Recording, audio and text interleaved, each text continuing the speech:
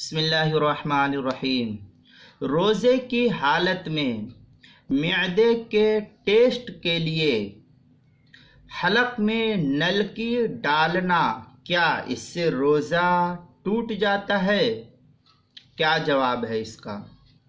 جواب: اگر معدے وغیرہ کی ٹیسٹ کے لیے حلق یا ناک کے راستے سے دوربین والی نلکی ڈالی گئی جس میں کوئی دوا یا چکناہٹ شامل نہ ہو اس دوربین والی نلکی پر، اور اس کا ایک سرا باہر تھا، تو محض اس نلکی کے ڈالنے سے روزہ نہیں ٹوٹے گا۔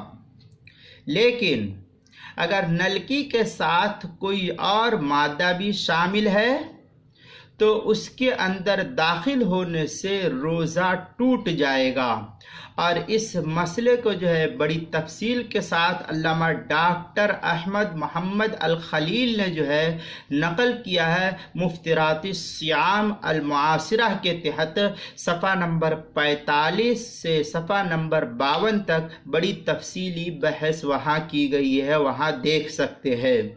اردو کتاب ایک اور کتاب المسائل کے دوسری جلد 155 صفحے پر بھی اس کو نقل کیا ہے۔